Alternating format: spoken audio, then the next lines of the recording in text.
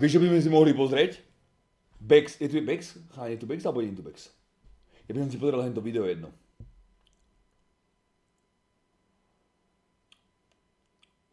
To videjko bolo po piči, ja mu skúsim napísať na Steam, možno bude na Steame. 30 minútový videočet, ale po piči vraj. Máš ho si tu? Bex, mám man, ty sleduješ na stream? To je jebička. Som rád, že mám. Dobre, máme to. Musíme to pozrieť. 27 minút. Bohužiaľ. Ale je to vraj po piči. A má to české titulky, takže sme v klídku.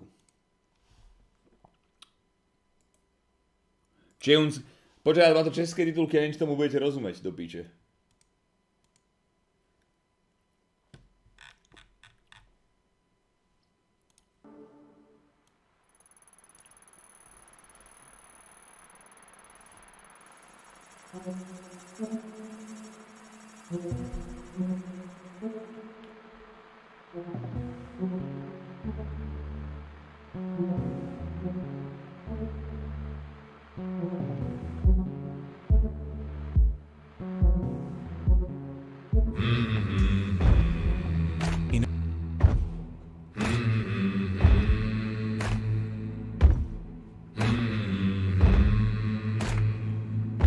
Dobre, ja musím len kvôli Pikovi spraviť alert. Musí byť každý deň.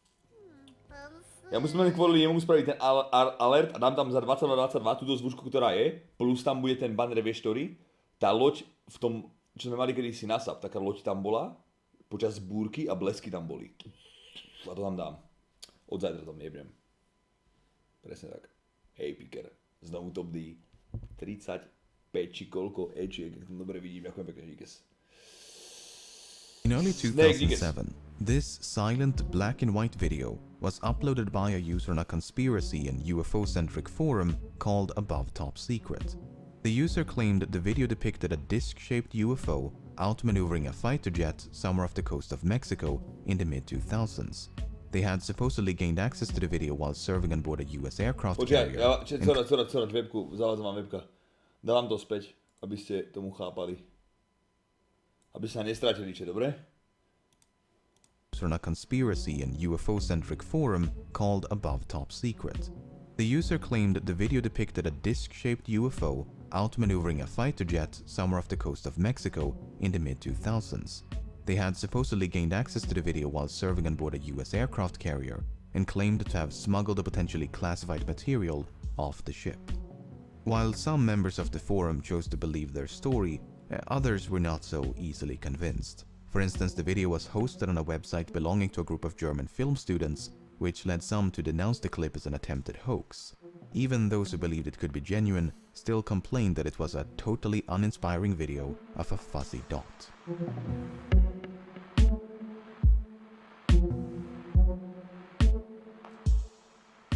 Over a decade later, this long-forgotten video suddenly resurfaced as part of an article by the New York Times. The video was now linked to a secret government-funded program and was even corroborated by a credible eyewitness. What had initially been dismissed as a hoax turned out to be real. The video was said to depict a genuine encounter between US Navy fighter jets and some sort of unidentified craft. A second black and white video of a similar yet completely separate incident was also featured at the beginning of the article, except this one had sound. Dude, this is drone, bro. There's a whole fleet of them. Look on the ASA. My gosh. They're all going against the wind. The wind's 120 knots to the west. The whole thing, dude. These two videos, along with a third released a few months later, spread across the internet like wildfire. Comment sections and discussion threads were dominated by unrestrained speculation about aliens and paranormal phenomena. The skeptics meanwhile took it upon themselves to analyze every pixel in every frame in the hopes of uncovering some neglected clue that could identify these fuzzy blobs. Any lingering doubts about the video's authenticity vanished with the release of an official statement by the Department of Defense confirming that the videos depicted real events involving unidentified aerial phenomena. So, what exactly are we looking at?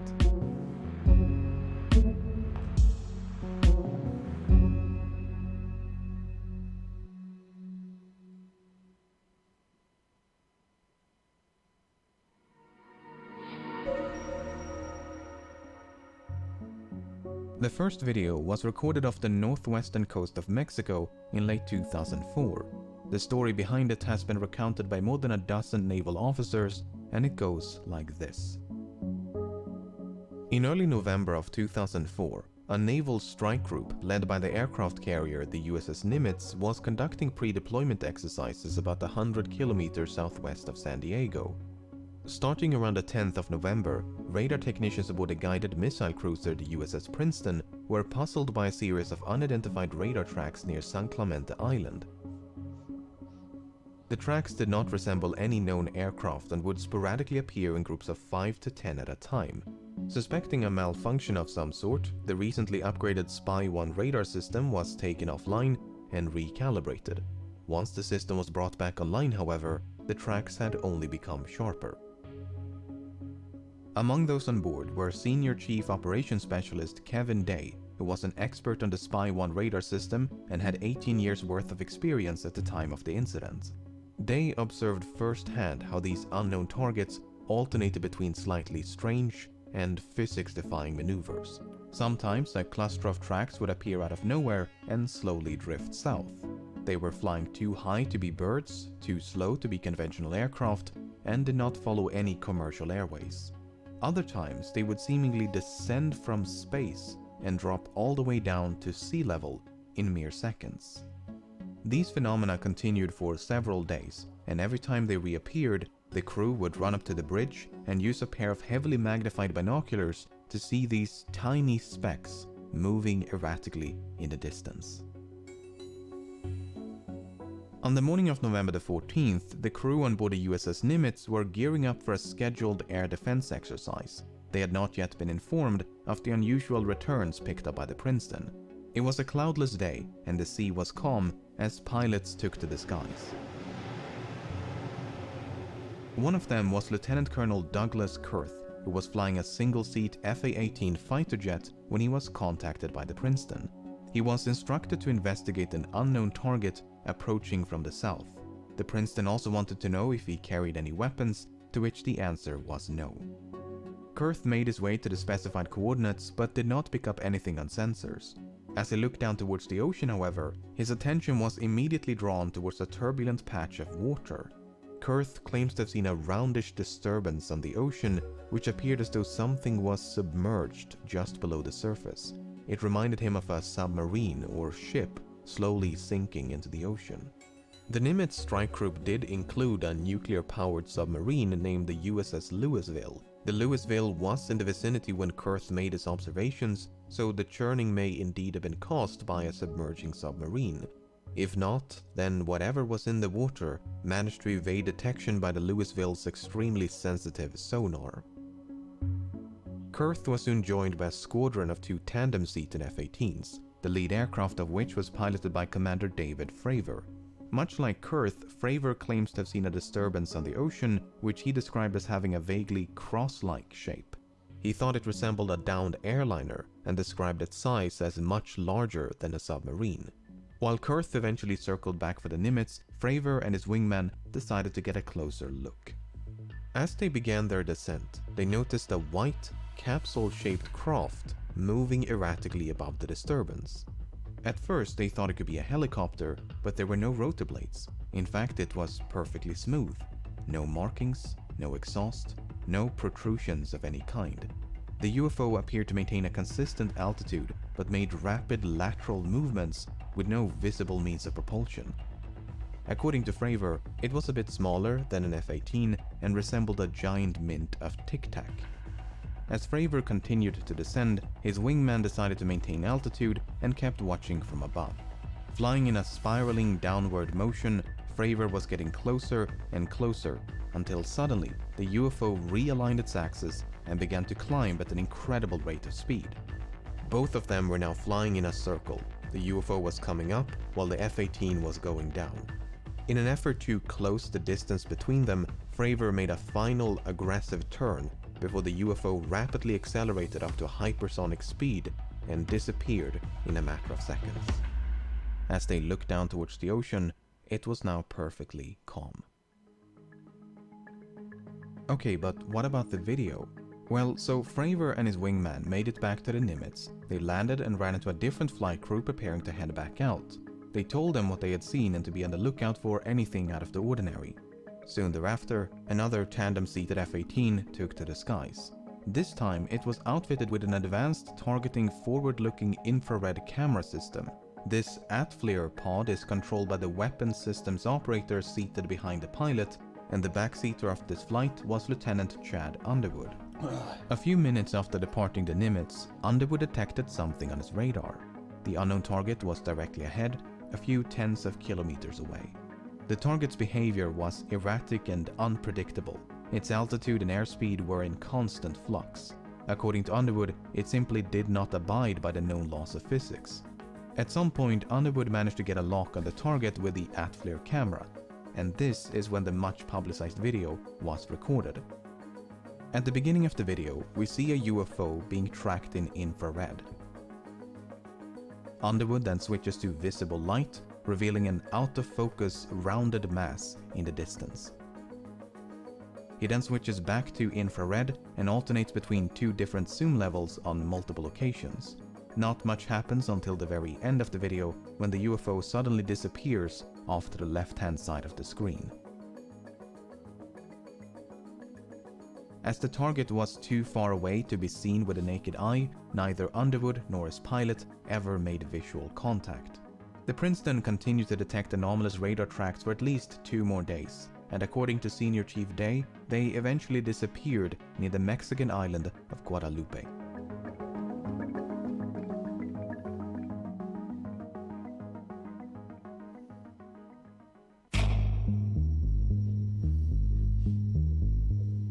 In complete isolation, utterly divorced from any and all surrounding context, this video is extraordinarily unremarkable. It's a fuzzy blob against a featureless background. It's only when you place it in the middle of these truly remarkable stories that the video itself becomes remarkable. When skeptics and debunkers claim that this is a distant airplane, I understand why many are so opposed to that explanation, because the witness accounts say otherwise. A distant airplane can't just zip around the sky as if gravity was non-existent. It doesn't make any sense. Unfortunately, we don't see any of those physics-defying maneuvers in the video. In fact, this fuzzy blob does not do much of anything until the very end, when it suddenly disappears off to the left-hand side of the screen. Now, some claim this is due to a sudden acceleration by the UFO, but it could also be something as simple as the camera losing its target lock. It's difficult to tell.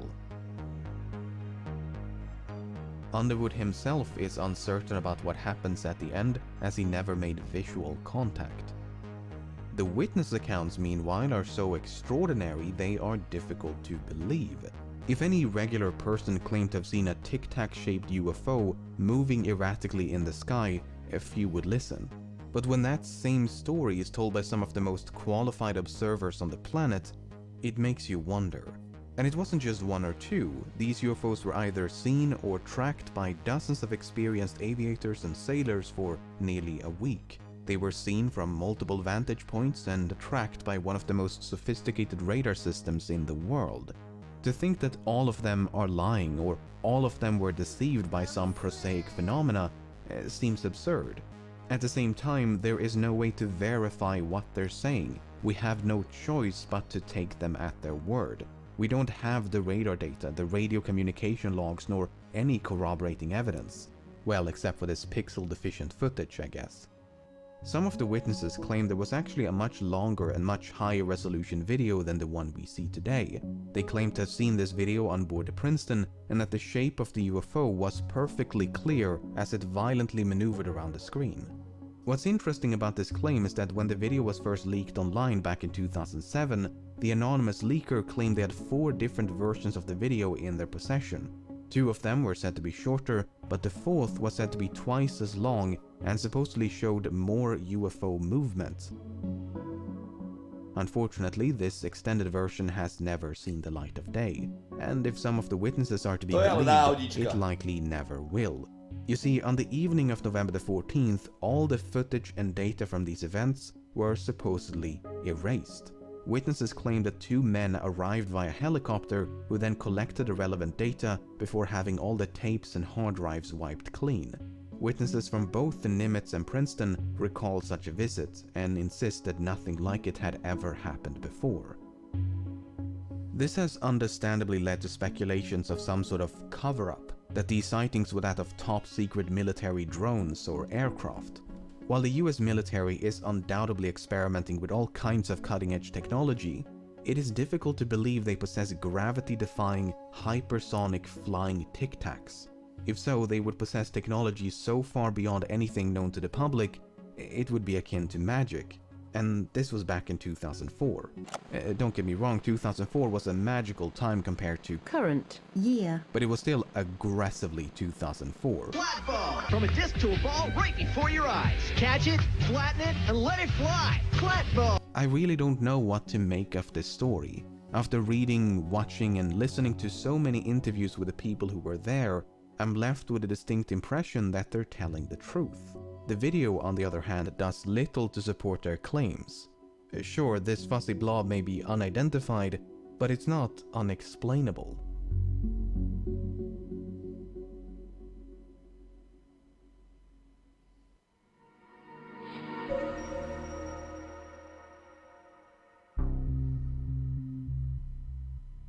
The second and third videos were recorded off the southeastern coast of the United States in early 2015.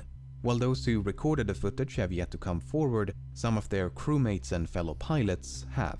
And according to them, the story goes like this. Tu máte link, chlapci, kdo by si to chcel pozrieť sám. A držte piču, keď kúkam.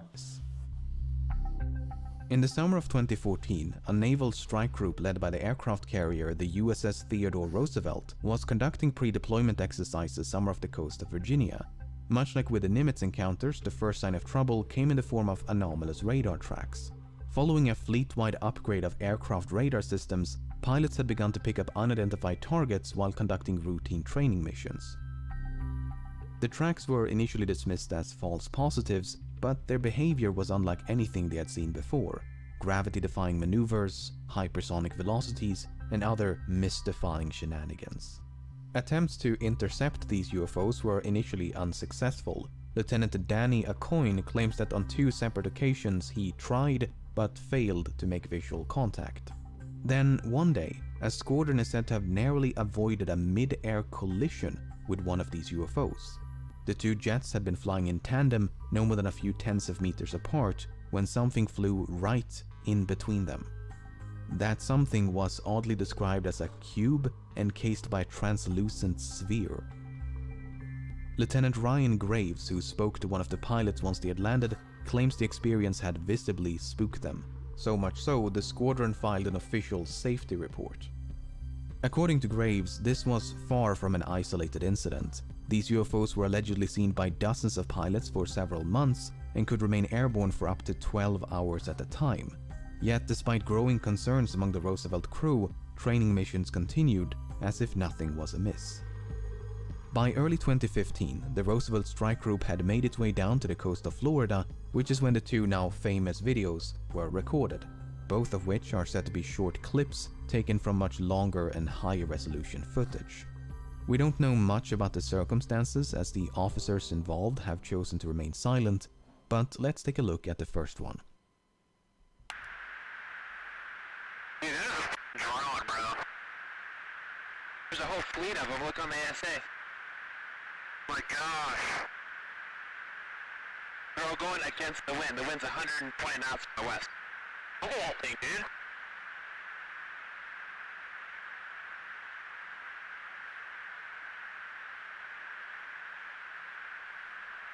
That's not our LNS though, is it? It's not. That is the LNS, dude. Well, if there's like... Look at that thing. It's rotating. So, there are a few things to unpack in this one. If we ignore the audio for a moment and focus solely on the visuals, the thing that immediately stands out is the apparent rotation of the UFO. I use the word apparent because some debunkers claim that this rotation is an optical illusion. You see, the ATFLIR pod is equipped with something known as a derotation mechanism. It's meant to counteract the rotation of the camera so that the orientation of the image stays the same. also known as image stabilization. What may not be stabilized, however, are certain artifacts produced by the lens of the camera. You can even try this yourself. Aim a camera towards a light source, rotate the camera, stabilize the footage, and there you go. The orientation of the image is preserved while these spokes of light rotate along with the camera.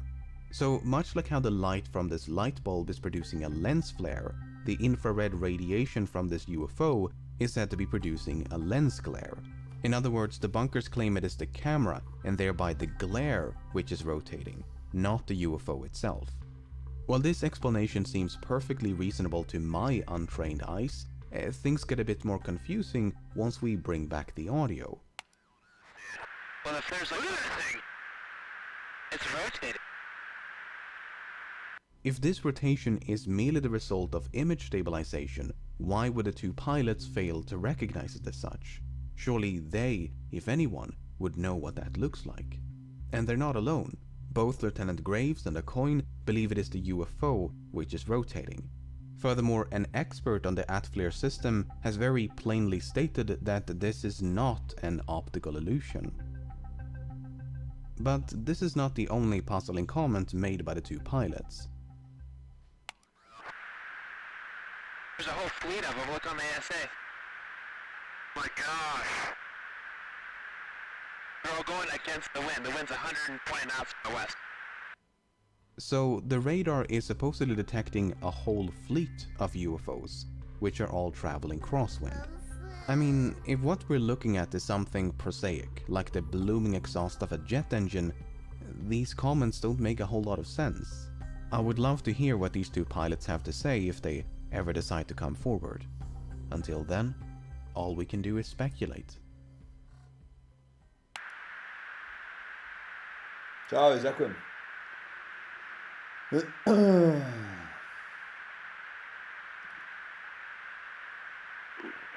6-1 Tango, Roger, oh, got it! Woohoo! Roger, there's troubleshooting. Did you box moving target? No, I took an auto track. Oh, okay. Oh my gosh, dude. Wow, look at that, man. Look at it fly. Tak letí do piče. This video may seem very striking at first, but it is arguably the least interesting of the three. Once again, let's ignore the audio for a moment and focus solely on the visuals. Unlike the previous two, the UFO in this one is colder than its surroundings, so the ocean below is radiating more heat than whatever this is. It may look as though the UFO is traveling at high speed, but this is likely the result of parallax. In short, aircraft go fast, camera fixed on not so fast UFO, UFO appear to go fast. Some say the UFO is near sea level and therefore the parallax explanation doesn't work, but we can actually derive its altitude using the numbers on screen and find that that is not true. Everything seen in this video is consistent with a balloon or some sort of debris floating in the wind. The commentary by the pilots, however, does once again introduce a bit of confusion. I mean, it seems odd for the pilots to be so excited over something so mundane, but without hearing from the pilots themselves, we can do nothing but speculate.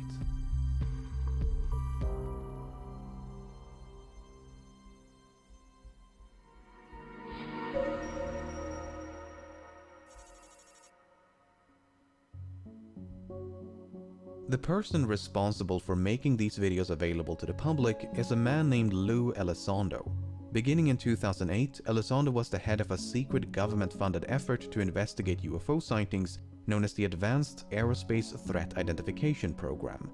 By late 2017, however, Elizondo had grown so disillusioned with the government's lack of interest in the program's efforts that he decided to resign.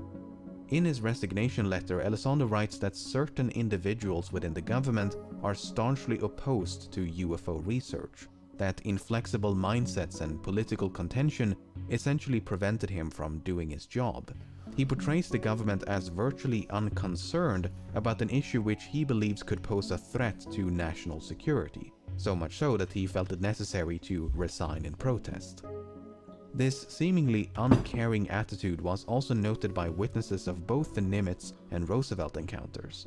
For instance, Lieutenant Ryan Graves recalled how the commander of the Roosevelt strike group seemed completely unfazed by this video.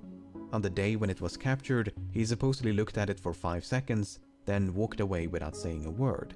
Some of the senior officers on board the Nimitz and Princeton are said to have had an equally muted response. These are very bizarre reactions to potential airspace incursions. You'd think they'd want to make sure these UFOs are not some kind of threat.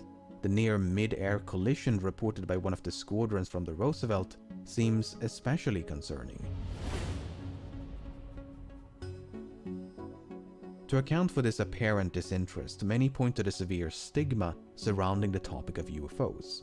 Regardless of how inaccurate it may be, the term UFO has, for many, become synonymous with aliens and spaceships. So much so, the government now favors the term UAP, specifically to avoid this unwanted association. Whether sightings go unreported or uninvestigated, the argument is that people choose to look the other way because they're concerned about their reputation. No one wants to be seen as a nutcase and potentially lose out on a promotion. Others believe there could be something a bit more conniving at play, that no serious action is taken because a highly advanced and top-secret drone program is responsible for the sightings. Even some of the witnesses have entertained that possibility. For instance, Sean Cahill, who was the chief master at arms on board the Princeton, perceived the inaction of senior staff as a clear sign that the UFOs were known military assets. But as previously mentioned, it is difficult to believe such radical innovation could have taken place in absolute secrecy. We're talking about such advanced technology it would barely make sense in a science fiction novel.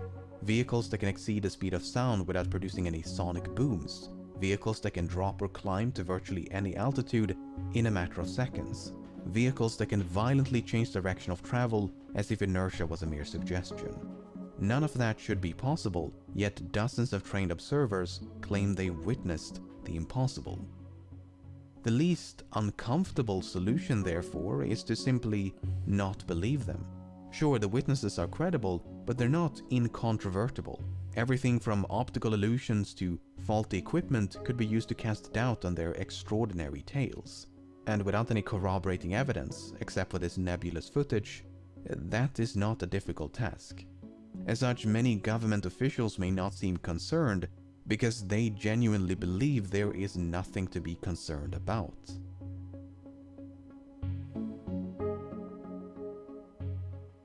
Personally, I'm left feeling very conflicted.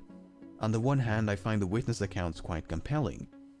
On the other, I find this grainy trilogy of dots in the sky somewhat underwhelming. Sure, the videos are fascinating, but they're also far too ambiguous to provide any decisive answers. I highly recommend that you seek out and listen to some of the witness accounts so that you can judge for yourself. This is very much a developing situation. By the time you watch this video, chances are more information will have been released. According to Elizondo, the Nimitz and Roosevelt encounters are just the tip of the iceberg. Sightings by military personnel are said to be commonplace, it's just that we rarely hear about them. I can only hope that more evidence is released in the near future and that at least one video depicts something inexplicable. Something that is unidentified because it defies explanation, not because it's too distant, too small, or otherwise too obscure. No, but something truly extraordinary. That's what I want to see.